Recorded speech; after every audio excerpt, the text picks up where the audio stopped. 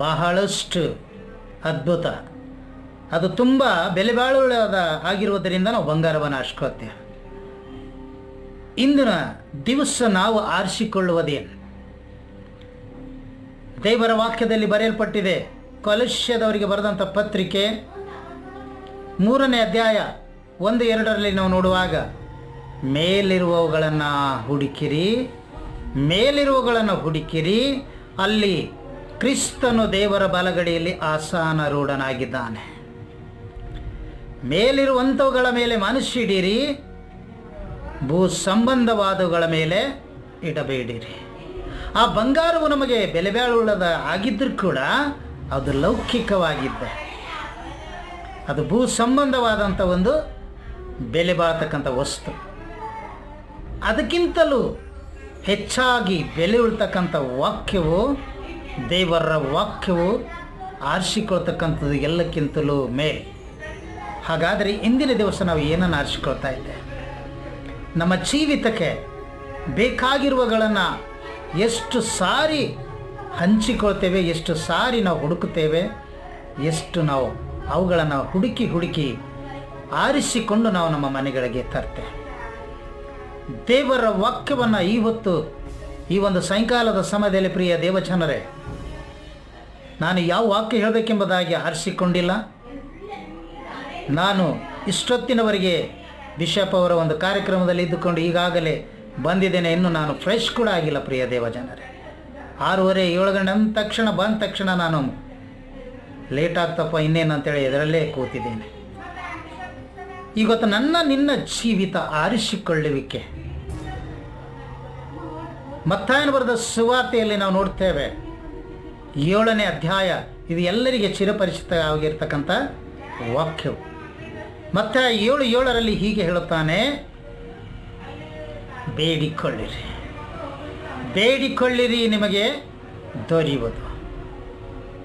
ಮತ್ತು ಅದೇ ಭಾಗದಲ್ಲಿ 7ನೇ ವಚನದಲ್ಲಿ, 7ನೇ ಅಧ್ಯಾಯದ 7ನೇ ವಚನದಲ್ಲಿ, ಹುಡುಕಿರಿ ನಿಮಗೆ ಸಿಕ್ಕುವ.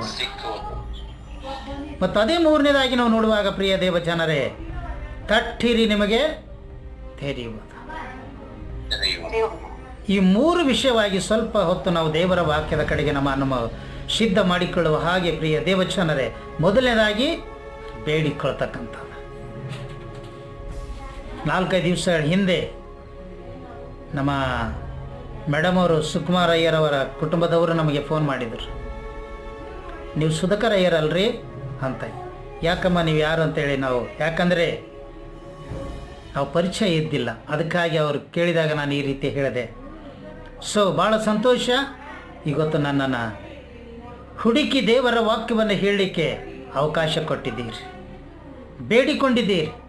ಅದು ನನಗೆ ಬೇಡ್ಕೊಂಡಿಲ್ಲ, ಅದು ದೇವರಲ್ಲಿ ಪ್ರಾರ್ಥನೆ ಪೂರ್ವಕವಾಗಿ ನಮ್ಮನ್ನು ನೀವು ಇದರಲ್ಲಿ ಸೇರಿಸಿದ್ದೀರಿ. ಭಾಳ ಸಂತೋಷ, ದೇವರಿಗೆ ಮಹಿಮೆ ಉಂಟಾಗಲಿ. ಲಕ್ಷಿತಮ್ಮವರು ಹುಡುಕಿದ್ದಾರೆ. ಯಾಕಂದರೆ ಭಾನುವಾರ ದಿವಸ ಯಾರಿಗೆ ವಾಕ್ಯ ಹೇಳಲಿಕ್ಕೆ ಹೇಳಬೇಕು, ಎಂಥವರು ವಾಕ್ಯ ಹೇಳುವ ಅಂದರೆ ನಮ್ಮ ಆನ್ಲೈನಲ್ಲಿ ಯಾರು ವಾಕ್ಯ ಹೇಳಿಕೆ ಬರ್ತಾರೆ ಅನ್ನುವಂಥ ಹುಡುಕುತ್ತಾ ಇಂದಿನ ದಿವಸ ಅದು ನಮ್ಮ ಹೆಸರಿಗೆ ಬಂದಿದೆ. ಪ್ರಿಯ ದೇವಜನರೇ, ಮೊದಲನೇದಾಗಿ ಬೇಡಿಕೊಳ್ಳಿರಿ ನಿಮಗೆ ದೊರೆಯುವುದು ಎಂಬುದಾಗಿ ಮತ್ತಾಯ 7:7ರಲ್ಲಿ ನೋಡುತ್ತೇವೆ. ಹಾಗಾದರೆ ಬೇಡಿಕೊಳ್ತಕ್ಕಂಥ ನಾವು ದೇವರ ಸನ್ನಿಧಾನದಲ್ಲಿ ಹೇಗೆ ಬೇಡಿಕೊಳ್ತಾ ಇದ್ದೇವೆ? ಏನನ್ನು ಬೇಡಿಕೊಳ್ತಾ ಇದ್ದೇವೆ? ಈಗಾಗಲೇ ನಾನು ಹೇಳಿದೆ, ಕೈಯಲ್ಲಿ ಬೆಳ್ಳಿ ಬಂಗಾರ ದುಡ್ಡು ಹಿಡ್ಕೊಂಡು ನಿಂತಾಗ ನಮಗೆ ಅದು ಕುಡಿ ಎಂಬುದಾಗಿ ನಾವು ಕೇಳ್ತೇವಲ್ಲ, ದೇವರ ಮುಂದೆ ಇವತ್ತು ನಾವು ಒಂದರ ಮೇಲೆ ಒಂದು ಅಪ್ಲಿಕೇಶನ್ ಆಗ್ತಾ ಇದ್ದೇವೆ. ಭಾರವಾಗಿರುವಂಥ ಬುತ್ತಿಗಳನ್ನು ಕಟ್ಟಿ ದೇವರ ಮುಂದೆ ಇಡ್ತಾ ಇದ್ದೆವು. ದೇವರೇ ನನಗೆ ಮನೆ ಇಲ್ಲ, ದೇವರೇ ನನಗೆ ಜಾಬ್ ಇಲ್ಲ, ದೇವರೇ ನನಗೆ ನಮ್ಮ ಮಕ್ಕಳು ಇಲ್ಲ, ದೇವರೇ ನಮಗೆ ಮಕ್ಕಳಿದ್ದರೆ ಅವರಿಗೆ ಮದುವೆ ಇಲ್ಲ, ದೇವರೇ ನಮಗೆ ಮಕ್ಕಳಿದ್ದಾರೆ ಅವರಿಗೆ ಸಂಬಂಧ ಇಲ್ಲ. ಪ್ರತಿ ದಿವಸ ಪ್ರತಿ ಕ್ಷಣ ನಾವು ಒಂದೊಂದು ಬೇಡಿಕೆಗಳನ್ನು ದೇವರ ಮುಂದೆ ಇಡ್ತಾ ಇದ್ದೇವೆ. ಹಾಗಾದರೆ ಈ ರಾತ್ರಿಯ ಸಮಯ ಪ್ರಿಯ ದೇವಜನರೇ, ನಿಮ್ಮಲ್ಲಿ ಯಾವನಾದರೂ ರೊಟ್ಟಿ ಕೇಳುವ ಮಗನಿಗೆ ಯಾರಾದರೂ ಕಲ್ಲು ಕೊಡಲಿಕ್ಕೆ ಇಷ್ಟಪಡ್ತೀರಾ? ಹಲಲುಯ್ಯ, ಹಲಲುಯ್ಯ, ಕೇಳಿಸ್ತಾ ಇದ್ದೀರಿ ನನ್ನ ಶಬ್ದ? ದಯಮಾಡಿ ಮಾತಾಡಬೇಕು ನಾನು ಕೇಳಿದೆ. ಯಾಕಂದರೆ ನೀವು ವಾಕ್ಯ ಕೇಳ್ತಾ ಇದ್ದೀರೋ ಇಲ್ಲೋ ಅಂತ ನನಗೆ ಅನುಮಾನ. ಯಾಕಂದರೆ ಈ ಸಾಯಂಕಾಲದ ಸಮಯ ಎಲ್ಲರೂ ವಾಕ್ಯ ಕೇಳಬೇಕು. ಯಾಕಂತಂದರೆ ಬಿತ್ತಿದ ಬೀಜವು ಫಲಭರಿತ ಆಗ್ಬೇಕ್ರಿ. ಯಾಕಂತಂದರೆ ಇವತ್ತು ಸ್ಪೆಷಲ್ ಆಗಿರ್ತದೆ ಎಲ್ಲರ ಮನೇಲಿ ಊಟ. ಅದಕ್ಕೆ ಸ್ವಲ್ಪ ಕಣ್ಣು ಮುಚ್ಚುತ್ತಾ ಇರ್ತವೆ. ಏನಪ್ಪ ಇಲ್ಲಿವರೆಗೆ ಅವ್ರು ಸಾಕ್ಷಿ ಹೇಳಿದರು, ಇಲ್ಲಿವರೆಗೆ ಇವ್ರು ರಾಗ ಆಡಿದರು, ಮತ್ತು ಇವ್ರೇನಪ್ಪ ಎಷ್ಟು 2 ತಾಸು ಹೇಳ್ತಾರೋ 3 ತಾಸು ಹೇಳ್ತಾರೋ ಅಂತೇಳಿ ಹಚ್ಚಿಬಿಟ್ಟು ಎಲ್ಲೇ ಒಂದು ಕಡೆ ಮೂಲೆಯಲ್ಲಿ ಕೂತರೆ ಅಥವಾ ಬೆಡ್ ಮೇಲೆ ರೆಸ್ಟ್ ಮಾಡ್ತಾ ವಾಕ್ಯ ಕೇಳ್ತಿದ್ದಾರೆ. ಎಚ್ಚರಿಕೆ ಪ್ರಿಯರೇ,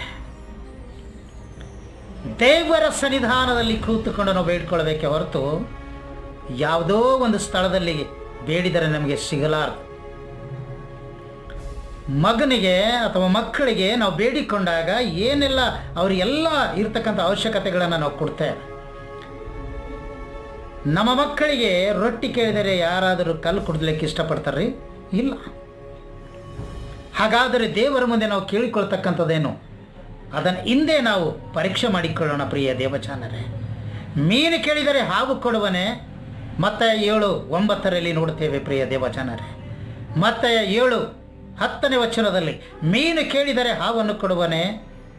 ಹಾಗಾದರೆ ಕೆಟ್ಟವರಾದ ನೀವು ನಿಮ್ಮ ಮಕ್ಕಳಿಗೆ ಒಳ್ಳೆಯ ಪದಾರ್ಥಗಳನ್ನು ಕೊಡಬಲ್ಲವರಾದರೆ ಪರಲೋಕದಲ್ಲಿರುವ ನಿಮ್ಮ ತಂದೆಯು ತನ್ನನ್ನು ಬೇಡಿಕೊಳ್ಳುವವನಿಗೆ ಎಷ್ಟೋ ಹೆಚ್ಚಾಗಿ ಏನು ಕೊಡ್ತಾರಂತ್ರಿ? ಒಳ್ಳೆಯ ಒಳ್ಳೆಯ ವರಗಳನ್ನು ನಮಗೂ ನಿಮಗೂ ಕೊಡಲಿಕ್ಕೆ ಸಿದ್ಧರಾಗಿದ್ದಾರೆ. ನಾವು ಅದಕ್ಕಾಗಿ ಬೇಡಿಕೊಳ್ಳುವಾಗ ಎಂಥ ಮನಸ್ಸಿನಿಂದ ನಾವು ಬೇಡಿಕೊಳ್ಳಬೇಕು. ಈ ಪರಿಶುದ್ಧ ಆರಾಧನೆಯ ಸಮಯ, ಈ ಪರಿಶುದ್ಧ ದಿನದಲ್ಲಿ ಸಾಯಂಕಾಲದ ಸಮಯ ದೇವರ ಪಾದದರಿಗೆ ಬಂದಿರುವ ನಾವು ಪ್ರಿಯ ದೇವಚನರೇ, ಪರಲೋಕದಲ್ಲಿರುವ ನಮ್ಮ ತಂದೆಯಾದ ದೇವರು ಈ ರೊಟ್ಟಿ, ಮೀನು, ಬೆಳ್ಳಿ, ಬಂಗಾರಕ್ಕಿಂತಲೂ ಹೆಚ್ಚಾದ ಎಲ್ಲಕ್ಕಿಂತಲೂ ಮೇಲಾಗಿ ಕೊಡತಕ್ಕಂಥ ದೇವರ ವರ ಆತನು ನಮಗೆ ಕೊಡಲಿಕ್ಕೆ ಸಿದ್ಧನಾಗಿದ್ದಾನೆ. ಜ್ಞಾನೋಕ್ತಿ ಪುಸ್ತಕದಲ್ಲಿ ಪ್ರಿಯ ದೇವಚನರೇ, ನಮ್ಮಲ್ಲಿ ಬೇಡಿಕೊಳ್ಳುವಾಗ ಒಂದು ವೇಳೆ ದೋಷ ಇರುವುದಾದರೆ ಅವು ನಮಗೆ ಸಿಗಲಿಕ್ಕಿಲ್ಲ. ಯಾಕಂದರೆ ಜ್ಞಾನೋಕ್ತಿಯಲ್ಲಿ ಹೇಳ್ತಾನೆ 28:3 ದೋಷಗಳನ್ನು ಮುಚ್ಚಿಟ್ಟುಕೊಳ್ಳುವವನಿಗೆ ಶುಭವಾಗದು, ಅವುಗಳನ್ನು ಒಪ್ಪಿಕೊಂಡು ಬಿಟ್ಟು ಬಿಡುವವನಿಗೆ ಕರುಣೆ ದೊರೆಯುವುದು. ಪ್ರಿಯ ದೇವಚನರೇ, ದೇವರ ಪಾದ ಸನ್ನಿಧಿಗೆ ನಾವು ಬಂದಿದ್ದೇವೆ. ಒಂದು ವೇಳೆ ದೋಷ ಇಟ್ಟುಕೊಂಡು ಬಂದಿದೆಯಾದರೆ ದೇವರ ಸನ್ನಿಧಾನದಲ್ಲಿ ನಾವು ದೋಷ ಇಟ್ಟುಕೊಂಡು ದೇವರೇ ನನಗೆ ಅದು ಕೊಡು ಇದು ಕೊಡು ಅಂದರೆ ಅದು ಎಂದಿಗೂ ನಮಗೆ ಫಲ ಸಿಗುವಂಥದ್ದಲ್ಲ. ಆದ್ದರಿಂದ ಈ ಸಾಯಂಕಾಲದ ಸಮಯ ಬೇಡಿಕೊಳ್ಳುವವರಿಗೆ ದೊರೀತಕ್ಕಂಥ ಲಾಭವೇನು?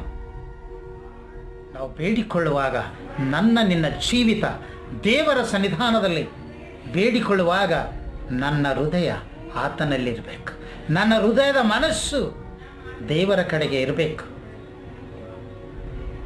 ಯೋಹಾನನ ಮೊದಲನೇ ಪತ್ರಿಕೆಯಲ್ಲಿ ಹೇಳ್ತಾನೆ 3:22 ನಾವು ಆತನ ಆಜ್ಞೆಗಳನ್ನು ಕೈಕೊಂಡು ನಡಿಬೇಕು, ಆತನ ಎಣಿಕೆಯಲ್ಲಿ ಮೆಚ್ಚುಗೆಯಾದ ಕಾರ್ಯಗಳನ್ನು ಮಾಡುವವರಾಗಿರುವುದರಿಂದ ನಾವೇನು ಬೇಡಿಕೊಂಡ್ರಿ ಅದೇನು ಮಾಡ್ತಾರಂತ್ರಿ? ಆತನಿಂದ ನಾವು ಪಡೆದುಕೊಳ್ಳಲಿಕ್ಕೆ ಸಾಧ್ಯ. ಪ್ರಿಯ ದೇವಜನರೇ, ನಮ್ಮ ಮಕ್ಕಳಿಗೆ ನಾವು ತಂದೆ ತಾಯಿಗಳಾದ ನಾವು ಏನು ಬೇಡಿದರೂ ಕೊಡ್ತೇವೆ, ಅವರ ಆಶಯಗಳನ್ನು ಪೂರೈಸ್ತೇವೆ. ತಂದೆಯಾದ ದೇವರು ನಮಗೆ ಪೂರೈಸೋದಿಲ್ವಾ? ಈ ಸಾಯಂಕಾಲದ ಸಮಯದಲ್ಲಿ ಎಚ್ಚರಿಕೆ. 2025ನೇ ವರ್ಷದ ಜೂನ್ ತಿಂಗಳು 29ನೇ ತಾರೀಕಿನಲ್ಲಿ ಈ ಪರಿಶುದ್ಧ ದಿನದಲ್ಲಿ ಸಾಯಂಕಾಲ ಕುಂತು ಕೇಳುವಾಗ ನಾವು ಏನನ್ನು ಕೇಳ್ತಾ ಇದ್ದೇವೆ? ತಂದೆಗೆ ಮಕ್ಕಳು ಕೇಳಿಕೊಳ್ಳುವಾಗ ಏನೆಲ್ಲ ಕೊಡ್ತಾರೆ? ಸರ್ವ ಸೃಷ್ಟಿಗೆ ಕಾರಣನಾದ ತಂದೆಯಾದ ದೇವರು ನಮ್ಮನ್ನು ನಿಮ್ಮನ್ನು ಸೃಷ್ಟಿ ಮಾಡಿ ಹಗಲಿರುಳು ನಿದ್ರೆಯಿಂದ ತೂಕಡಿಸದೆ ಎಚ್ಚರಿಕೆಯಿದ್ದು ಕಾಪಾಡುವಂಥ ನಮ್ಮ ದೇವರು ಈ ಸಾಯಂಕಾಲದ ಸಮಯದಲ್ಲಿ ಬೇಡಿಕೊಳ್ರಿ. ಯಾರ್ಯಾರು ಏನು ವರಗಳು ಬೇಕು ಬೇಡಿಕೊಳ್ಳ್ರಿ. ಯೋಹಾನ ಬರೆದ ಸುವಾರ್ತೆಯಲ್ಲಿ ನಾವು ನೋಡ್ತೇವೆ 15:16 ನೀವು ನನ್ನನ್ನು ಆರಿಸಿ ತೆಗೆದುಕೊಂಡಿಲ್ಲ, ಆದರೆ ನಾನು ನಿಮ್ಮನ್ನು ಏನು ಮಾಡಿದ್ದೇನೆ? ಆರಿಸ್ತೀನಿ. ದೇವರು ಹುಡುಕೋತ ನಾವು ಹೋಗಿಲ್ರಿ, ದೇವರು ನಮಗಾಗಿ ಹುಡುಕೋತ ಬಂದಿದ್ದಾನೆ ಲೋಕಕ್ಕೆ. ಮಾನವನಾಗಿ ಮಾನವ ಜೊತೆಯಲ್ಲಿ ಆತನು ಜೀವಂತವಾಗಿದ್ದು ಪಾಪಿಗಳನ್ನು ಹುಡುಕಿ ರಕ್ಷಿಸಲಿಕ್ಕೆ ಬಂದ ಆತನು.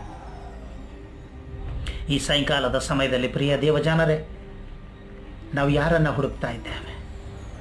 ಆತನು ನಮ್ಮನ್ನು ಆರಿಸಿ ತೆಗೆದುಕೊಂಡಿದ್ದಾನೆ, ಹುಡುಕಿ ಹುಡುಕಿ ತೆಗೆದುಕೊಂಡಿದ್ದಾನೆ.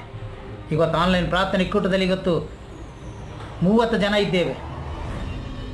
ಈ 30 ಜನರಿಗೆ ದೇವರು ಕರೆ ಮಾಡಿದ್ದಾನೆ, ಈ ಕೂಟದಲ್ಲಿ ಬನ್ನಿರಿ, ದೇವರ ವಾಕ್ಯ ಆಲಿಸ್ರಿ ಎಂಬುದಾಗಿ. ಇನ್ನೂ ಅನೇಕ ಜನರಿದ್ದಾರೆ ಕುಟುಂಬದಲ್ಲಿ, ಇನ್ನೂ ಅನೇಕ ಜನ ನಮ್ಮ ಸ್ನೇಹಿತರಿದ್ದಾರೆ, ಇನ್ನೂ ಅನೇಕ ಜನರು ಅನೇಕ ಕೆಲಸ ಕಾರ್ಯಗಳಲ್ಲಿ ತೊಡಗಿದ್ದಾರೆ. ಆದರೆ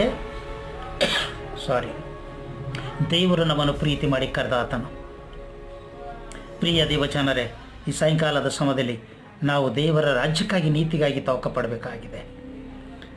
ನಾವು ಏನು ಬೇಡಿಕೊಂಡ್ರೂ ಕೂಡ ಆತನು ಕೊಡುವಂಥವನಾಗಿದ್ದಾನೆ. ಯೋಹಾನ 14:13 ಹೇಳ್ತಾನೆ ಸ್ಪಷ್ಟವಾಗಿ, ಪ್ರಿಯ ದೇವಜನರೇ, ನೀವು ನನ್ನ ಹೆಸರಿನಲ್ಲಿ ಏನೇನು ಬೇಡ್ಕೊಳ್ಳುವಿರೋ ಅದನ್ನು ನೆರವೇರಿಸುವಿನೋ. ಇವತ್ತು ದೇವರ ಹತ್ರ ಈ ಪರಿಶುದ್ಧ ದಿನ ಬೇಡ್ಕೊಳ್ರಿ. ಅಪ್ಪ ಯೇಸುವೆ, ನಮ್ಮ ಜೀವಿತದಲ್ಲಿ ನೀನು ಏನೆಲ್ಲ ಕೊಟ್ಟಿದ್ದೀನಿ, ನಿನಗೆ ಸ್ತೋತ್ರ. ಇನ್ನು ಕೊಡುವಂಥ ದೇವರಾಗಿದೆ, ನಿನಗೆ ಸ್ತೋತ್ರ ಎಂಬುದಾಗಿ ಹೇಳುವುದಾದರೆ, ತಂದೆ ತಾಯಿಗಳಾದ ನಾವು ನಮ್ಮ ಮಕ್ಕಳಿಗೆ ಕುಡಿಲಿಕ್ಕೆ ಹೇಗೆ ಹೇಸುವುದಿಲ್ವಲ್ಲ, ನಮ್ಮ ದೇವರು ಕೂಡ ಅದೇ ರೀತಿಯಿಂದ ಹೇಸದೆ ನಮಗೆ ಕೊಡುವಂತನಾಗಿದ್ದಾನೆ. ದೇವರ ರಾಜ್ಯಕ್ಕಾಗಿ ನೀತಿಗಾಗಿ ನಾವು ತವಕ ಪಡಬೇಕು. ನೀನು ನನಗೋಸ್ಕರ ದೀರ್ಘ ಆಯುಷ್ಯವನ್ನು, ಐಶ್ವರ್ಯವನ್ನು, ನನ್ನ ಪ್ರಾಣವನ್ನು ಕೇಳಿಕೊಳ್ಳದೆ ಉಳಿಸಿ ಕಾಪಾಡಿದ್ದೀಯಲ್ಲ, ನಿನಗೆ ಸ್ತೋತ್ರ ಎಂಬುದಾಗಿ ನಾವು ಈ ರಾತ್ರಿಯ ಸಮಯದಲ್ಲಿ ಕೇಳಿಕೊಳ್ಳೋಣ ಪ್ರಿಯರೇ, ಬೇಡಿಕೊಳ್ಳೋಣ ಆತನ ಪಾದ ಸನ್ನಿಧಾನದಲ್ಲಿ. ಆದ್ದರಿಂದ ಹುಡುಕಿರಿ, ನಿಮಗೆ ದೊರೆಯುವುದು. ಹುಡುಕಿರಿ, ನಿಮಗೆ ಬೇಡಿಕೊಳ್ಳಿರಿ, ನಿಮಗೆ ದೊರೆಯುವುದು. ಬೇಡಿಕೊಳ್ಳಿರಿ, ನಿಮಗೆ ದೊರೆಯುವುದು. ಇವತ್ತು ನಾವು ಬೇಡ್ತಾ ಇದ್ದೇವಾ? ದೇವರ ಸನ್ನಿಧಾನಕ್ಕೆ ಬರಲಿಕ್ಕೆ ನಮಗೆ ಕಷ್ಟ. ಇನ್ನು ಬೇಡಿಕೊಳ್ಳೋದಂತೂ ಭಾಳ ಇದೆ. ಮನೆಗಿದ್ದಲೇ ಅದು ಕೊಡು ದೇವರೇ, ಇದು ಕೊಡು ದೇವರೇ ಅಂತ ಬೇಡ್ಕೊಳ್ತೇವೆ. ದೇವರ ಸನ್ನಿಧಾನಕ್ಕೆ ಬನ್ನಿರಿ, ಆರಾಧನೆಗೆ ಹೋಗೋಣ ಬನ್ನಿರಿ ಅಂದರೆ, ಇಲ್ಲಪ್ಪ ನಂಗೆ ಕೆಲಸ ಇದೆ, ನನಗೋಸ್ಕರವಾಗಿ ಪ್ರಾರ್ಥನೆ ಮಾಡಿರಿ, ನಮಗೋಸ್ಕರವಾಗಿ ಪ್ರಾರ್ಥನೆ ಮಾಡಿರಿ, ನಮ್ಮ ಕುಟುಂಬಕ್ಕೋಸ್ಕರ ಪ್ರಾರ್ಥನೆ ಮಾಡಿರಿ ಸರ್ ಅಂಥೇಳಿ ಬೇಡಿಕೆಗಳು ಮಾತ್ರ ಆತನ ಮುಂದೆ ಇಡ್ತೇವೆ ಹೊರತು ನಮ್ಮನ್ನು ನಾವು ಆತನ ಮುಂದೆ ಬೇಡಿಕೊಳ್ಳಲಿಕ್ಕೆ ನಮಗೆ ನಾಚಿಕೆ. ಹಂಗಿಸದೆ ಆತನ ಕೊಡಲಿಕ್ಕೆ ಸಿದ್ಧನಾಗಿದ್ದಾನೆ. ಅದನ್ನು ತೆಗೆದುಕೊಳ್ಳಲಿಕ್ಕೆ ನನಗೆ ಮನಸ್ಸಿದೆಯಾ? ಪ್ರಿಯ ದೇವಚನರೇ, ಆತನ ಪಾದ ಸನ್ನಿಧಾನದಲ್ಲಿ ಹುಡುಕೋತಾ ಬರೋಣ. ಎರಡನೇದಾಗಿ ನೋಡುವಾಗ, ಮತ್ತಾಯಿ 7:7 ನೋಡುವಾಗ, ಎರಡನೇದಾಗಿ ಹುಡುಕಿರಿ. ಬೇಡಬೇಕು ಮೊದಲ, ನಂತರ ಏನು ಮಾಡ್ಬೇಕ್ರಿ? ಹುಡುಕಬೇಕು. ನಮಗೆ ಮನೆಗಳಲ್ಲಿ ಯಾವುದಾದ್ರೂ ವಸ್ತು ಬೇಕಾದಾಗ ಅಂಗಡಿಗೆ ಹುಡುಕ್ತೇವೆ ಇಲ್ಲ ರೀ? ಹುಡ್ಕೊಂಡು ತಗೊಂಡು ಬರ್ತೀವಿ ನಾವು ಎಲ್ಲಿದೆ ಎಂಬುದಾಗಿ. ಯಾವುದೇ ಒಂದು ವಸ್ತು ಸಿಗದ ಪಕ್ಷದಲ್ಲಿ 16 ಅಂಗಡಿಗಳನ್ನು ಓಡಾಡ್ತೇವೆ. ಆದರೆ ದೇವರ ಸನ್ನಿಧಾನಕ್ಕೆ ಬರುವಾಗ ಯಾವುದು ಅಲ್ಲಿ ಇಲ್ಲಿ ಹೋಗೋದು ಬೇಕಾಗಿಲ್ಲ. ನಿನ್ನ ಮನಸ್ಸು, ನಿನ್ನ ಹೃದಯ ದೇವರಿಗೆ ಕೊಟ್ಟರು ಮಾತ್ರ ಸಾಕು.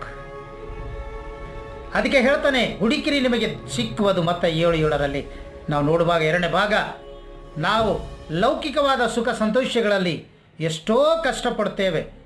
ನಿತ್ಯ ಕಾಲಕ್ಕೂ ಆತ್ಮಿಕ ಆಶೀರ್ವಾದಗಳಿಗೆ ದೂರವಾಗಿದ್ದು ನಾವು ಕರ್ತನ ಹತ್ತಿರ ಮಾತ್ರ ಹುಡುಕೊಳ್ತಾ ಬರ್ತಾನೇ ಇರ್ತೀವಿ.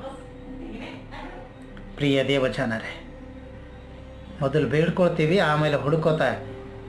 ನನ್ನ ಮಗನಿಗೆ ಮೊಮ್ಮಗ ಆದನಂದರೆ ದಾರೂರ್ ಜಾತ್ರೆಗೆ ಜವಳ ಕೊಡ್ತೆ. ನಮ್ಮ ಮಗಳ ಮದುವೆ ಆದರೆ ಮೆದಕಿಗೆ ಹೋಗಿ ಇಷ್ಟು ಕಾಣಿಕೆ ಹಾಕಿ ಬರ್ತೀನಿ. ಹುಡುಕೋತಾ ಹೋಗ್ತಾ ಇದ್ದೇವೆ, ಬೇಡಿಕೊಳ್ತಾ ಹೋಗ್ತಾ ಇದ್ದೇವೆ. ನಿನ್ನ ಹೃದಯವು ಆತನಿಗೆ ಬೇಕಾಗಿದೆ. ನೀನು ಇದ್ದ ಸ್ಥಳದಲ್ಲಿ, ದೇವರ ಸನ್ನಿಧಾನದಲ್ಲಿ ನೀನು ಬೇಡಿಕೋ. ಧರ್ಮೋಪದೇಶ ಕಾಂಡದಲ್ಲಿ ಹೇಳ್ತಾನೆ, 4ನೇ ಅಧ್ಯಾಯ 29ನೇ ವಚನದಲ್ಲಿ, ನೀವು ಸಂಪೂರ್ಣ ಹೃದಯದಿಂದಲೂ ಮನಸ್ಸಿನಿಂದಲೂ ನಿಮ್ಮ ದೇವರಾದ ಯೋಹಾನನನ್ನು ಹುಡುಕಿದರೆ ಆತನು ನಿಮಗೇನ ಮಾಡೋನು? ಸಿಕ್ಕುವನು. ಹಾಲೆಲೂಯಾ. ದೇವರಿಗೆ ಮಹಿಮೆ ಉಂಟಾಗಲಿ. ನೀವು ಸಂಪೂರ್ಣ ಹೃದಯದಿಂದ ಹುಡುಕಬೇಕಾಗಿದೆ ಪ್ರಿಯ ದೇವಜನರೇ. ಮನಸ್ಸಿನಿಂದ, ಸಂಪೂರ್ಣ ಮನಸ್ಸಿನಿಂದ ದೇವರಾದ ಯೆಹೋವನನ್ನು ಹುಡುಕಿದರೆ ಆತನು ನಮಗೆ ಸಿಕ್ಕುವನು, ಸಿಕ್ಕೇ ಸಿಗ್ತಾನೆ. ಪ್ರಿಯ ದೇವಜನರೇ, 100 ಕುರಿಗಳಲ್ಲಿ ಒಂದು ಕುರಿ ಕಳೆದಾಗ ಅವನೇನು ಮಾಡಿದ? ಒಂದು ಕುರಿಗೋಸ್ಕರವಾಗಿ ಆತನು ತನ್ನ ಕೈಯಲ್ಲಿ ಕಂದಿಲನ್ನು, ಬೆಳಕನ್ನು ಹಿಡ್ಕೊಂಡು ಹುಡುಕುತ್ತಾ ಹೋಗಿದ್ದ. ಕಳೆದು ಹೋದ ಮಕ್ಕಳ ಹಾಗೆ, ದಾರಿ ತಪ್ಪಿದ ಪಾಪಿಗಳ ಹಾಗೆ ನಾವು ಒಂದು ವೇಳೆ ದಾರಿ ತಪ್ಪಿದರೆ ದೇವರು ನಮ್ಮನ್ನು ಹುಡ್ಕೊಂಡು ಬಂದಿದ್ದಾನೆ. ನಾವು ಆತನ ಹತ್ರ ಹೋಗಿಲ್ಲ, ಆತನೇ ನಮ್ಮ ಹತ್ರ ಬಂದಿದ್ದಾನೆ. ಇವತ್ತು ನೀವು ಮಾಡಲಾರದಂಥ ಪಾಪಗಳನ್ನು ಮಾಡಿ ದೇವರಿಗೆ ನಾವು ಹುಡುಕೋತಾ ಹೋಗಬೇಕಾಗಿದೆ. ಆದ್ದರಿಂದ ಪ್ರಿಯ ದೇವಜನರೇ, ಇಸ್ರೇಲ್ ಜನರು ಐಗುಪ್ತ ದೇಶವನ್ನು ಬಿಟ್ಟು ಬರುವಾಗ ಅವರು ಯಾರನ್ನು ಹುಡುಕ್ತಾ ಇದ್ದರು? ಹಸಿವೆ ಆದಾಗ ಯಾರನ್ನು ಹುಡುಕ್ತಾ ಇದ್ದರು? ನೀರಡಿಕೆ ಆದಾಗ ಯಾರನ್ನು ಹುಡುಕ್ತಾ ಇದ್ದರು? ಹಲೋಯ್ಯ. ಪ್ರಿಯ ದೇವಜನರೇ, ಅಲ್ಲಿ ದೇವರೆಲ್ಲಿದ್ದಾನೆ? ಹೇ ಮೋಶೆ, ಹೇ ಆರೋನ, ನಮ್ಮ ಇಂಥ ಅರಣ್ಯಕ್ಕೆ ತಂದು ನಿನ್ನ ಯಾಕೆ ಸಿಲುಕಿಸಿದಪ್ಪ? ನಮಗೆ ಊಟ ಇಲ್ಲ, ನೀರಿಲ್ಲ. ಅವರನ್ನು ಸಿಕ್ಕಾಪಟ್ಟಿ ಮಾತಾಡುವಾಗ ಪ್ರಿಯ ದೇವಜನರೇ, ಇಸ್ರಾಯೇಲರು ಐಗುಪ್ತ ದೇಶವನ್ನು ಬಿಟ್ಟು ಬರುವಾಗ ಒಂದು ಸೂರ್ ಎಂಬ ಅರಣ್ಯದಲ್ಲಿ ಇರುವಾಗ ಪ್ರಿಯ ದೇವಜನರೇ, 3 ದಿನ ಪ್ರಯಾಣ ಮಾಡಿದಾಗ ಅವರಿಗೆ ನೀರಡಿಕೆ ಆಗಿತ್ತು, ಬಹಳ ನೀರಡಿಕೆ ಆಗಿತ್ತು. ಅಲ್ಲಿ ಅವರು ಏನಪ್ಪ, ಇಷ್ಟು ದಿವಸ ನಾವು ನಡ್ಕೊಂಡು ಬಂದೀವಿ, ಹುಡುಕೋತಾ ಬರ್ತಾ ಇದ್ದೀವಿ, ನೀರು ಎಲ್ಲೇ ಸಿಗಲೇ ಇಲ್ಲ ಏನೆಂಬುದಾಗಿ ಅವರು ವಿಚಾರ ಮಾಡುವಾಗ ದೇವರು ಮೋಶೆಗೆ ಹೇಳ್ತಾನೆ, ಮೋಶೆ, ಆ ಸ್ಥಳದಲ್ಲಿ ನೀನು ಹೋಗ. ಆ ಒಂದು ಸ್ಥಳ ವಿಮೋಚನೆ ಕಾಂಡ ನೋಡುವಾಗ ಪ್ರಿಯ ದೇವಜನರೇ, 15ನೇ ಅಧ್ಯಾಯದ 23ನೇ ವಚನದಲ್ಲಿ, 22ರಿಂದ 23ನೇ ವಚನ ನೋಡುವಾಗ, ಆ ಸ್ಥಳಕ್ಕೆ ಬರುವಾಗ ಅಲ್ಲಿ ಮಾರಾ ಎಂಬ ಸ್ಥಳವನ್ನು ಸೇರಿದರು. ಅಲ್ಲಿ ಕಹಿಯಾದ ನೀರು ಸಿಕ್ಕಿತ್ತು, ಆದರೆ ಕಹಿಯಾದ ನೀರು ಸಿಕ್ಕಿತ್ತು. ಪ್ರಿಯ ದೇವಜನರೇ, ಇವತ್ತು ನಿನ್ನ ಜೀವಿತದಲ್ಲಿ ಕಹಿಯಾದ ಮನಸ್ಸು, ಕಹಿಯಾದ ಹೃದಯ ಮೊದಲು ತೆಗಿಬೇಕು. ಯಾಕಂದರೆ ಕಹಿಯಾಗಿರುವುದನ್ನು ಸಿಹಿ ಮಾಡಲಿಕ್ಕೋಸ್ಕರವಾಗಿ ತಂದೆಯಾದ ದೇವರು ನಮಗೆ ಆರಿಸಿಕೊಂಡಿದ್ದಾನೆ. ಆದ್ದರಿಂದ ಅಲ್ಲಿ ಕಹಿಯಾದ ನೀರು ಸಿಕ್ಕಿದಾಗ ತಿರುಗಿ ಜನರೆಲ್ಲರೂ ಆತನನ್ನು ಸಿಕ್ಕಾಪಟ್ಟಿ ಬೈದಿರುವುದನ್ನು ನೋಡ್ತೇವೆ. ಆದರೆ ಮೋಶೆ ಆರೋನರಿಗೆ ಆಜ್ಞೆ ಕೊಟ್ಟ ಹಾಗೆ ಅದರಲ್ಲಿ ಒಂದು ಕೋಲನ್ನು ಹಾಕಿದರು, ಒಂದು ಪರಕೆಯನ್ನು ಹಾಕಿದರು. ಕಹಿಯಾದ ನೀರು ಸಿಹಿಯನ್ನಾಗಿ ಮಾಡಿತ್ತು.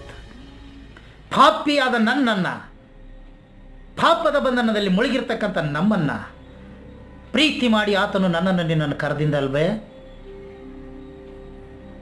ದುಷ್ಟತನದಲ್ಲಿ, ಮೋಸತನದಲ್ಲಿ ಮುಳುಗಿರ್ತಕ್ಕಂಥ ನಾವು, ದೇವರು ನಮ್ಮನ್ನು ಕರೆದು ಹುಡುಕಿ ಕಾಪಾಡಿನಲ್ಲವೇ? ಪ್ರಿಯ ದೇವಜನರೇ, ಈ ರಾತ್ರಿಯ ಸಮಯ ವಿಮೋಚನೆ ಕಾಂಡ 15ನೇ ಅಧ್ಯಾಯದಲ್ಲಿ 25ನೇ ವಚನದಲ್ಲಿ ಹೇಳ್ತಾನೆ, ಆಗ ಯೆಹೋವನು ಅವನಿಗೆ ಒಂದು ಗಿಡವನ್ನು ತೋರಿಸಿದ. ಯಾರಿಗೆ?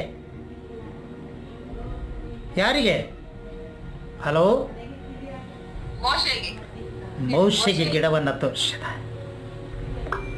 ನಿಮಗೆ ಯಾರಿಗಾರು ತೋರಿಸಿದಾರೆ? ಸುಕುಮಾರಣ್ಣವ್ರಿಗೆ ತೋರಿಸಿದಾರ? ನಿಮಗೆ ತೋರಿಸಿಲ್ಲ. ನಮಗೊಂದೇ ತೋರಿಸ್ತಾ ಇದ್ದೇನೆ, ಏನಂದರೆ ಆನ್ಲೈನಲ್ಲಿ ಪ್ರೇಯರ್ ಇದೆ, ಅದು ತೋರಿಸ್ತಾ ಇದ್ದೇವೆ ಅಷ್ಟೇ. ಆದರೆ ಇಲ್ಲಿ ಕಹಿಯಾದ ನೀರನ್ನು ಸಿಹಿ ಮಾಡಲಿಕ್ಕೆ ತಂದೆಯಾದ ದೇವರು ಮೋಶೆಗೆ ತೋರಿಸಿದ್ದ. ಏನಪ್ಪ, ನಿನ್ನ ಗಿಡವನ್ನು ತೋರಿಸ್ತೇನೆ, ಅದು ನೀರಿನಲ್ಲಿ ಏನು ಮಾಡು, ಹಾಕು. ಕಹಿಯಾಗಿರುವಂಥ ನೀರು ಸಿಹಿ ಹಾಕುತ್ತದೆ. ನಿನ್ನ ಹೃದಯವು ಕಲ್ಮಸದಿಂದ ಕೂಡಿದೆಯಾ? ನಿನ್ನ ಮನಸ್ಸು ಬೇಜಾರಾಗಿದೆಯಾ? ದೇವರಿಂದ ದೂರವಾಗಿದ್ದೀರಾ? ಒಂದು ವೇಳೆ ದೂರವಾಗಿದ್ದಾರೆ, ಪ್ರಾರ್ಥನೆ ಇಲ್ಲದೆ ಜೀವಿತವಾಗಿದ್ದಾರೆ, ಹಿಂದೆ ದೇವರ ಸನ್ನಿಧಾನಕ್ಕೆ ಬನ್ನಿರಿ. ದೇವರು ನಮ್ಮನ್ನು ನಿಮ್ಮನ್ನು ಆರಿಸಿಕೊಳ್ತಾನೆ. ಕಹಿಯಾಗಿರುವ ಹೃದಯವನ್ನು ಸಿಹಿಯನ್ನಾಗಿ ಮಾಡಿ ಆತನು ನಮ್ಮನ್ನು ನಿಮ್ಮ ತೃಪ್ತಿಪಡಿಸ್ತಕ್ಕಂಥನಾಗಿದ್ದಾನೆ. ಪ್ರಿಯ ದೇವ ಜನರೇ, ಸೊಲೊಮೋನನು ಒಂದು ಭಿನ್ನ ಕೇಳಿದ ದೇವರು ಏನಂತೆ?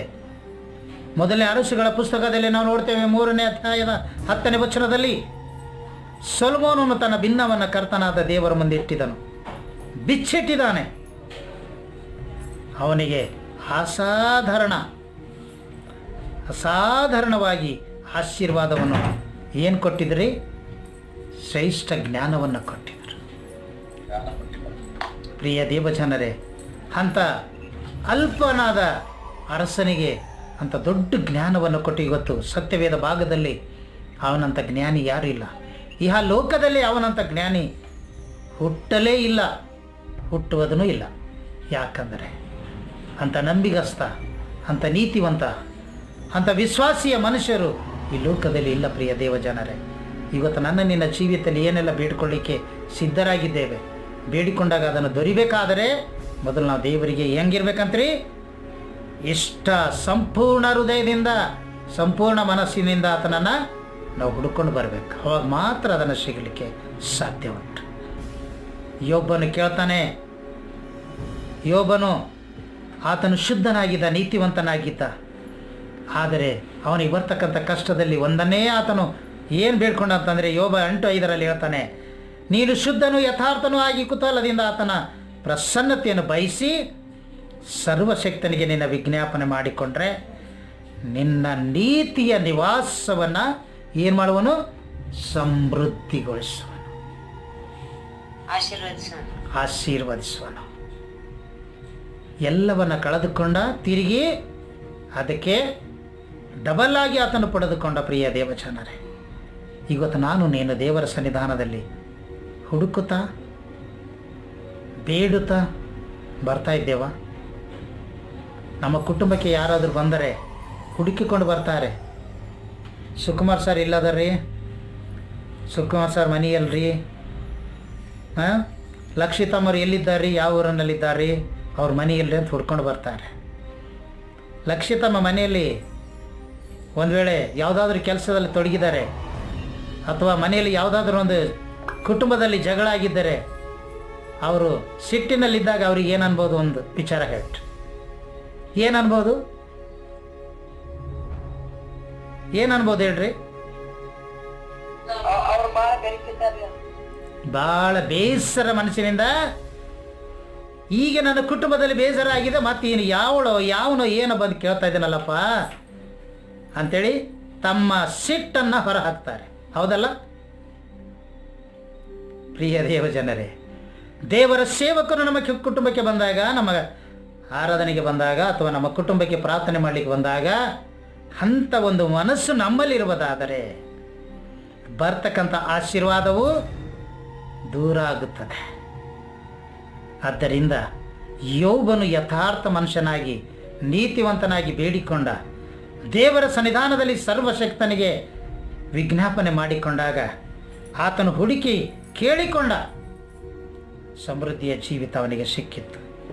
ಪ್ರಿಯ ದೇವಜನರೇ, ನಾವು ಈ ಲೋಕದಲ್ಲಿರುವಾಗ ಏನೆಲ್ಲ ನಾವು ಬೇಡ್ಕೊಳ್ತೇವೆ.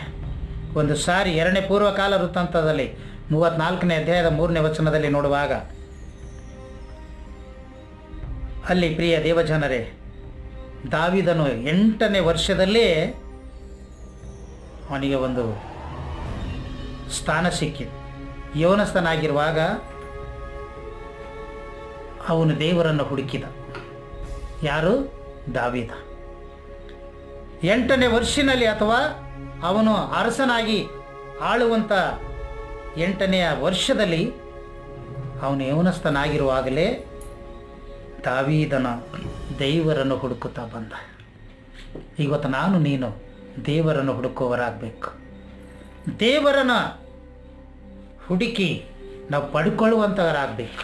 ಯಾಕಂದರೆ ಬೇಡಿಕೊಳ್ಳಿರಿ ನಿಮಗೆ ದೊರೆಯುವುದು, ಹುಡುಕಿರಿ ನಿಮಗೆ ಸಿಕ್ಕುವುದು. ನಾವು ಬೇಡಿಕೊಂಡಿದ್ದೇವೆ, ಹುಡುಕಿದ್ದೇವೆ.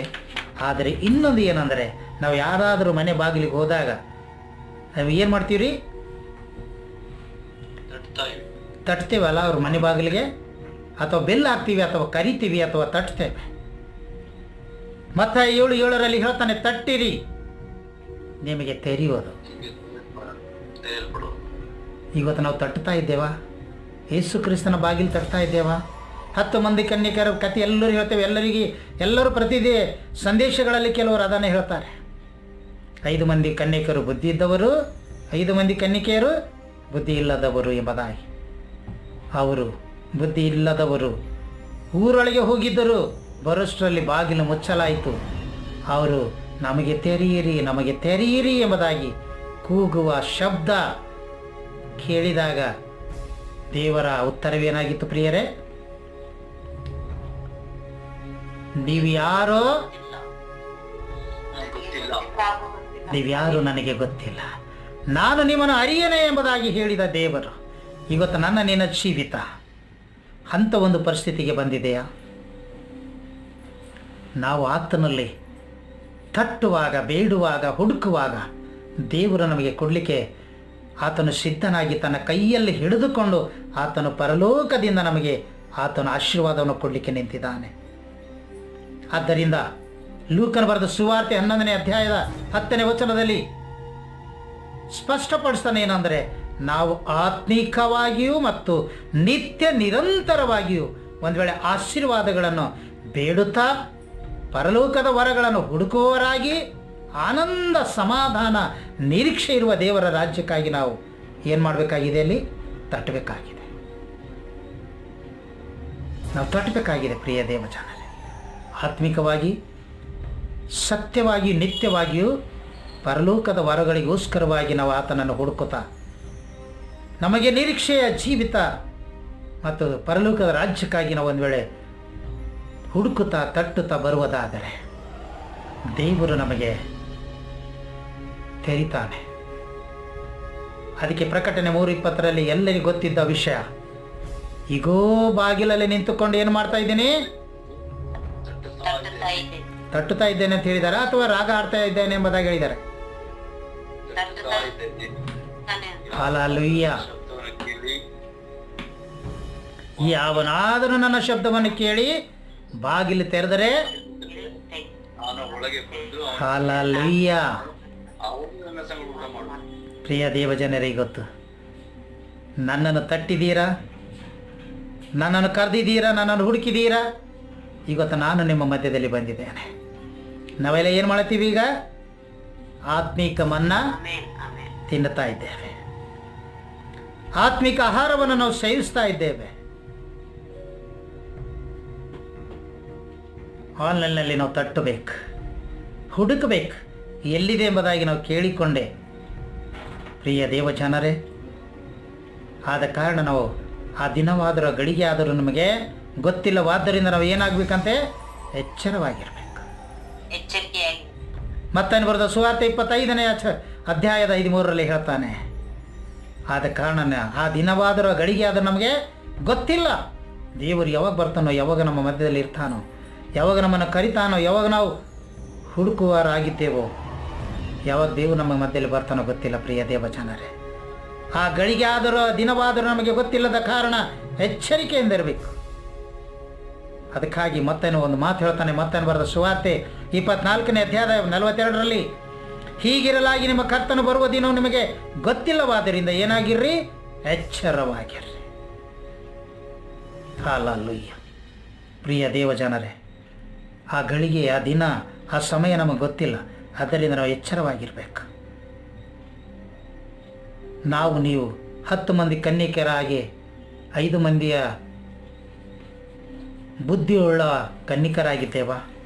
ಬುದ್ಧಿ ಇಲ್ಲದವರಾಗಿದ್ದೇವಾ? ಪರೀಕ್ಷೆ ಮಾಡಿಕೊಳ್ಳೋಣ. ಈ ಸಾಯಂಕಾಲದ ಸಮಯ ಪ್ರಿಯ ದೇವಜನರೇ, ಒಂದು ಸಾರಿ ಪೇತ್ರನನ್ನು ಹಡಗಿನಲ್ಲಿ ಪ್ರಯಾಣ ಮಾಡುವಾಗ ನಮ್ಮೆಲ್ಲರಿಗೂ ಗೊತ್ತಿದ್ದಂಥ ವಿಷಯ. ಪ್ರಿಯ ದೇವಜನರೇ, ಅಪೊಸ್ತಲರ ಕೃತ್ಯಗಳಲ್ಲಿ ನಾವು ನೋಡ್ತೇವೆ 12ನೇ ಅಧ್ಯಾಯದ 7ನೇ ವಚನದಲ್ಲಿ,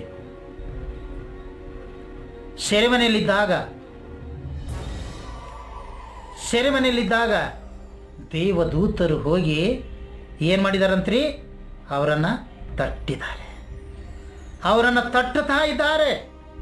ಏಳಿರಿ, ಎಚ್ಚರಗೊಳ್ಳಿರಿ. ಎಲ್ಲಿ?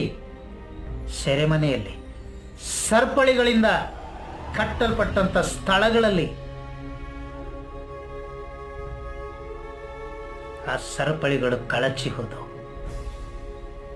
ಆ ಬಂಧನಗಳೆಲ್ಲ ಬೆಚ್ಚಲ್ಪಟ್ಟವು. ಇವತ್ತು ನನ್ನ ನಿನ್ನ ಜೀವಿತ ದೈವದೂತರು ತಟ್ತಾ ಇದ್ದಾರೆ, ದೇವರು ಕರಿತಾ ಇದ್ದಾನೆ. ಆತನ ಕಿವಿಗೆ ನಾವು ಹೋಗೊಟ್ಟು, ಆತನ ಕರೆಗೆ ನಾವು ಹೋಗೊಟ್ಟು ಬರುವುದಾದರೆ ಎಲ್ಲ ಅವಶ್ಯಕತೆಗಳು ಸಂಪೂರ್ಣವಾಗಿ ದೊರೆಯುತ್ತವೆ.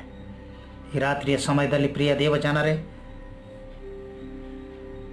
ನಾವು ತಂದೆ ತಾಯಿಗಳಿಗೆ ಎಷ್ಟು ಭರವಸೆ ಇಟ್ಟು ಕೇಳ್ತೇವಲ್ಲ, ದೇವರಲ್ಲಿ ಕೂಡ ಅದಕ್ಕಿಂತಲೂ ಹೆಚ್ಚಾಗಿ ನಾವು ಕೇಳಿಕೊಳ್ಳುವಾಗ ದೇವರು ನಮಗೆ ಕೊಡುವಂತನಾಗಿದ್ದಾನೆ. ಆದ್ದರಿಂದ ಆ ಒಂದು ಸರಪಳಿಗಳಲ್ಲಿ ಅಥವಾ ಸೆರೆಮನೆಗಳಲ್ಲಿ ಬಂಧನವಾಗಿರುವಂಥ ಶಿಷ್ಯರನ್ನು ನೋಡುವಾಗ ಪ್ರಿಯ ದೇವಜನರೇ, ಆ ಪೇತ್ರನು ನನಗೆ ಯಾರು ತಟ್ತಾ ಇದ್ದಾರೆ ಎಂಬುದಾಗಿ ಅವನು ಅಚ್ಚರವಾಯಿತು. ಬಾಗಿಲು ತೆರೆಯಲಾಯಿತು. ಬೇಡಿರಿ ಕೊಡ್ತೇನೆ, ಹುಡುಕಿರಿ ಸಿಗುತ್ತೇನೆ, ತಟ್ಟಿರಿ ನಿಮಗೆ ತೆರಿತೇನೆ. ಸರಪಳಿಯಿಂದ ಬಂಧಿತರಾಗಿರ್ತಕ್ಕಂಥ ಆ ಸೆರೆಮನೆಯಲ್ಲಿ ಅವರು ದೇವರನ್ನು ಬೇಡಿಕೊಂಡರು, ಹುಡುಕಿದರು. ದೇವರೇ, ಈ ಬಂಧನನೇ ಬಿಡಿಸು ಎಂಬುದಾಗಿ ದೇವದೂತರು ಬಂದರು, ಅವರನ್ನು ತಟ್ಟಿದರು, ಬಾಗಿಲು ಕದಗಳನ್ನು ತೆರೆದರು. ಅವರೆಲ್ಲ ಸರಪಳಿಗಳು ಬಿದ್ದು ಹೋದವು. ಇಂದು ನನ್ನ ನಿನ್ನ ಜೀವಿತದಲ್ಲಿ ಪಾಪದಿಂದ, ಬಂಧನದಿಂದ ಕೂಡಿರ್ತಕ್ಕಂಥ ಎಲ್ಲ ಪಾಪದ ಕೃತ್ಯಗಳು ಯೇಸುವಿನ ಹೆಸರಿನಲ್ಲಿ ಬಿದ್ದು ಹೋಗಬೇಕಾಗಿದೆ. ಆದರೆ ಸಂಪೂರ್ಣ ಮನಸ್ಸಿನಿಂದ, ಸಂಪೂರ್ಣ ಹೃದಯದಿಂದ ಆತನಲ್ಲಿ ನಾವು ಬೇಡ್ಕೊಳ್ಬೇಕಾಗಿದೆ. ಪ್ರಿಯ ದೇವಜನರೇ, ಸಾಯಂಕಾಲದ ಸಮಯ, ಅತಿ ಪರಿಶುದ್ಧವಾದಂಥ ಸಮಯ. ಆತನ ಹತ್ತಿರಕ್ಕೆ ಬರೋಣ. ಭೂಲೋಕದಲ್ಲಿರ್ತಕ್ಕಂಥ ಎಲ್ಲ ಸಂಬಂಧಗಳು ಬೇಡ. ಮೇಲಿರುಗಳನ್ನು ಹುಡುಕಿರಿ, ಮೇಲಿರುಗಳನ್ನು ಅವುಗಳ ಮೇಲೆ ಮನಸ್ಸಿಡ್ರಿ. ಭೂ ಸಂಬಂಧವಾದಗಳಲ್ಲೇ ಎಲ್ಲವನ್ನು ಬಿಟ್ಟು ಬಿಡ್ರಿ. ದೇವರ ಹತ್ತಿರಕ್ಕೆ ಬನ್ನಿರಿ. ದೇವರು ಹೇಳಿದಂತೆ ಒಂದು ಮಾತು ನಮ್ಮೆಲ್ಲರಿಗೆ ಚಿರಪರಿಚಿತವಾಗಿರ್ತಕ್ಕಂಥ ಮಾತು ಏನೆಂದರೆ, ಮಾರ್ಕನ್ ಬರೆದ ಸುವಾರ್ತೆಯಲ್ಲಿ 10:14 ಒಂದು ಮಾತು ಹೇಳ್ತಾನೆ. ಅದೆಲ್ಲರಿಗೆ ಏನಂತ ಹೇಳುವಾಗ, ಅಲ್ಲಿ ಚಿಕ್ಕ ಮಕ್ಕಳನ್ನು ನನ್ನ ಹತ್ತಿರ ಬರಗೊಡಿಸಿರಿ, ಮಕ್ಕಳನ್ನು ನನ್ನ ಹತ್ತಿರ ಬರಗೊಡಿಸಿರಿ, ಅವುಗಳಿಗೆ ಅಡ್ಡಿ ಮಾಡಬೇಡ್ರಿ, ದೇವರ ರಾಜ್ಯವು ಎಂಥವರದೆ. ಇವತ್ತು ದೇವರ ರಾಜ್ಯ ನಮ್ಮದು ನಿಮ್ಮದಾಗಿ ಒಂದು ವೇಳೆ ಮಾಡಿಕೊಳ್ಬೇಕಂತ ಮನಸ್ಸಿದ್ದಾರೆ, ದೇವರು ನಮ್ಮನ್ನು ಹತ್ತಿರಕ್ಕೆ ಕರಿತಾ ಇದ್ದಾನೆ, ನಮ್ಮನ್ನು ಬರಮಾಡ್ಕೊಳ್ತಾ ಇದ್ದಾನೆ. ಆದ್ದರಿಂದ ಪ್ರಿಯ ದೇವಜನರೇ, ಈ ರಾತ್ರಿಯ ಸಮಯ ನನ್ನ ನಿನ್ನ ಜೀವಿತದಲ್ಲಿ ಏನೆಲ್ಲ ಅವಶ್ಯಕತೆಗಳಿವೆಯಲ್ಲ, ದೇವರೆಲ್ಲವನ್ನು ಕೊಡಲಿಕ್ಕೆ ಸಿದ್ಧನಾಗಿದ್ದಾನೆ. ಆದ್ದರಿಂದ ಈ ಸಾಯಂಕಾಲದ ಸಮಯ ನಮ್ಮ ಮಕ್ಕಳಿಗೆ ರೊಟ್ಟಿ ಕೇಳಿದರೆ ಕಲ್ಲು ಕೊಡಲಿಕ್ಕಾಗಲ್ಲ, ಮೀನು ಕೇಳಿದರೆ ಹಾವು ಕೊಡಲಿಕ್ಕಾಗಲ್ಲ.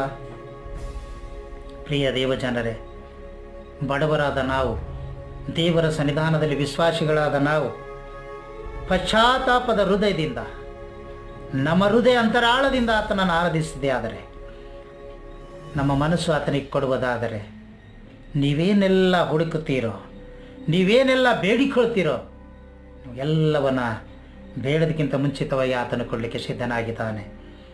ದೇವರು ಈ ಸಾಯಂಕಾಲದ ಸಮಯದಲ್ಲಿ ಯಾರ್ಯಾರು ತಟ್ತಾ ಇದ್ದಾರೋ, ಯಾರ್ಯಾರು ಹುಡುಕ್ತಾ ಇದ್ದಾರೋ, ತಮ್ಮ ಹೃದಯದ ಬಾಗಿಲನ್ನು ತಟ್ಕೊಳ್ರಿ.